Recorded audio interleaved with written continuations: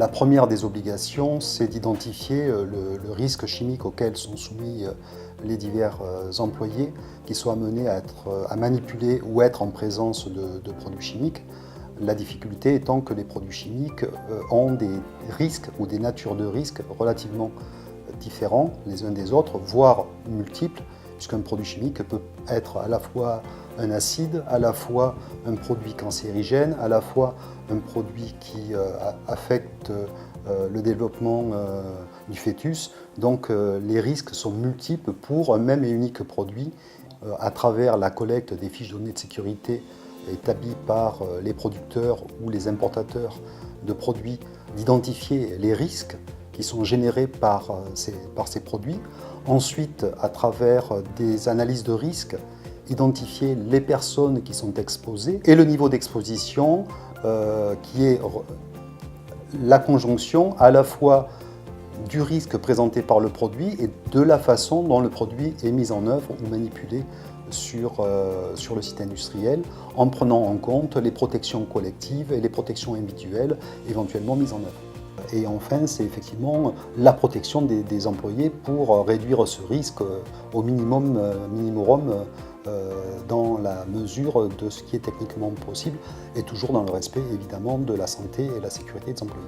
Effectivement, la gestion du risque chimique est relativement contraignante, je dirais même complexe en fait. Déjà, complexe par nature du fait de la complexité des produits chimiques et des interactions qu'ils peuvent déjà avoir les uns avec les autres. Donc on se pose beaucoup de questions de savoir si on est exposé au produit A tout seul, on peut savoir à peu près les risques qu'il représente. Si on est exposé au produit B et si on est exposé en même temps aux produits A et B, là on est un peu plus dans le flou, on va dire. Aujourd'hui, on ne sait pas vraiment se prononcer sur ces sujets-là. Donc c'est un sujet sur lequel il faut rester prudent en tout cas. Les produits chimiques ont une variété de risques. J'en ai cité 3 précédemment, mais il y en a d'autres de risques.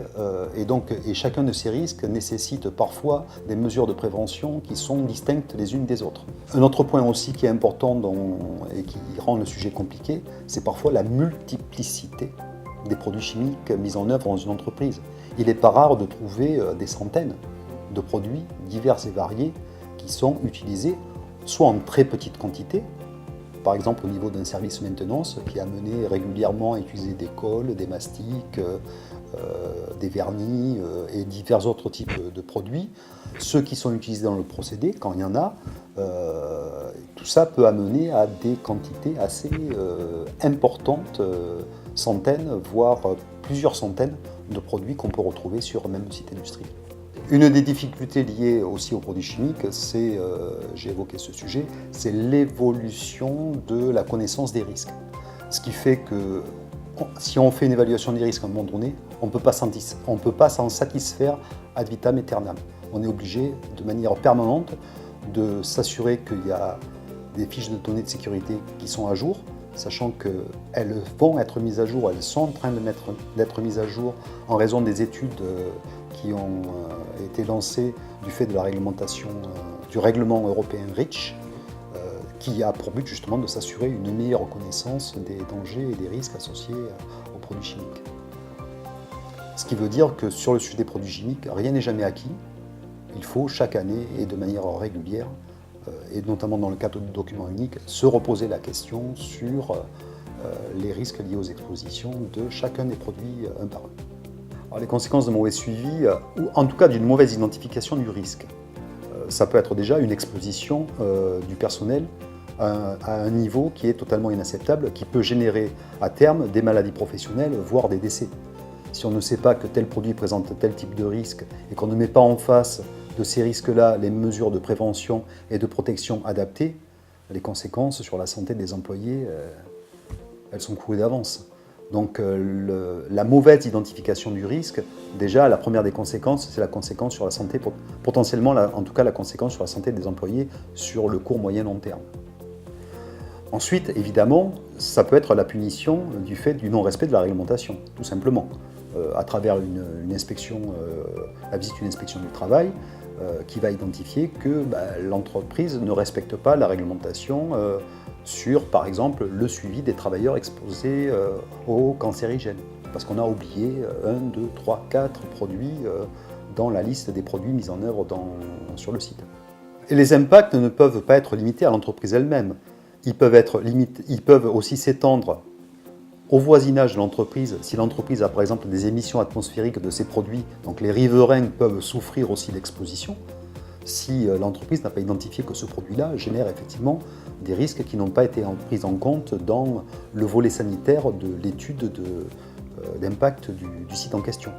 Et puis finalement aussi, il y a tout simplement le risque potentiel que peut subir le consommateur du produit éventuellement créé, mis en œuvre ou développé par l'entreprise, qui peut se retrouver sur le marché avec des risques ou faisant courir des risques potentiels à des consommateurs, tout simplement parce que l'entreprise ignorait qu'elle incorporait à un de ses produits certains éléments qui pouvaient présenter tel ou tel risque. Ce qu'on a pu nous identifier très souvent, c'est que la plupart des industriels, les industriels d'une manière générale, du moins ceux chez qui nous intervenons, ont le souci de la protection de leurs employés. Et très souvent, et j'en reviens au sujet qu'on a évoqué précédemment, c'est la méconnaissance du risque, ou c'est la non-identification du risque qui fait qu'il n'a pas été mis en œuvre les moyens de protection adéquats. Ce n'est pas parce que l'entreprise ne veut pas mettre en œuvre les moyens de protection adéquats, c'est qu'en fait, elle ne les a pas forcément correctement identifiés du fait d'une mauvaise identification, soit de la liste des produits chimiques mis en œuvre, des endroits où ils sont mis en œuvre, voire des risques associés à chacun de ces produits. Vous demandez s'il faut mettre un masque, alors on va mettre un masque. S'il faut mettre ceci en place, on va le mettre. Mais le problème, c'est d'avoir identifié qu'il faut le faire. Déjà, l'identification des produits et un bon suivi des produits est la base minimaliste pour permettre un bon suivi du risque chimique. Et aujourd'hui, je dirais, faire ça de manière artisanale, c'est prendre le risque, à un moment donné, de commettre une erreur. Notamment parce que, je l'indiquais, à travers la réglementation REACH, l'évolution sur la connaissance des produits évolue à grands pas. Et aussi, la multiplicité des produits fait que déjà tenir à jour la liste des produits chimiques et la liste à jour des fiches données de sécurité avec la connaissance des risques liés à ces produits à jour, c'est une gageure pour beaucoup d'entreprises.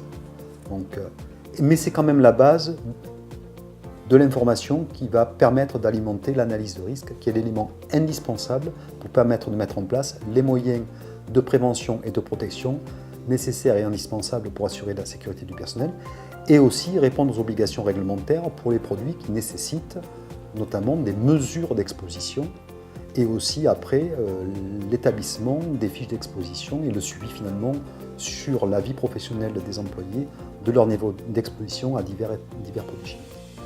Il est vraiment essentiel d'avoir une gestion, d'une part, qui soit rigoureuse et surtout une gestion qui soit pérenne dans le temps. Imaginons un employé qui développe une maladie, qui veut faire caractériser cette maladie comme étant une maladie professionnelle. Il faut que son employeur ou ses employeurs, puisque la personne peut avoir une carrière avec de multiples employeurs, puisse démontrer que, effectivement, cette personne a éventuellement été exposée à tel produit, mais que, à l'époque, sur la base des fiches données de sécurité produites, c'est-à-dire de la connaissance scientifique du moment, tout a été fait, ou du moins ce risque-là n'était pas connu, et les niveaux de protection qui avaient été mis en place étaient tout à fait conformes à ce qui était attendu par rapport au type d'exposition ou à la connaissance du danger que présentait ce produit. Donc on voit le besoin important à la fois d'une rigueur dans la gestion. Ça veut dire que des outils qui ne sont pas transmissibles, on sait très bien que les postes de responsables HSE par exemple, c'est des postes sur lesquels les personnes ne sont pas là pour toute une carrière. Les gens changent, évoluent, mais il faut qu'il y ait une transmissibilité de l'information, c'est crucial au niveau de la gestion au jour le jour, mais aussi, comme je le disais, au niveau d'une gestion à vraiment long terme pour pouvoir refaire a posteriori le parcours inverse et se remettre dans la situation de l'époque avec les connaissances de l'époque et démontrer que l'employeur a respecté ses obligations sur la base de la connaissance de l'époque vis-à-vis de son employé.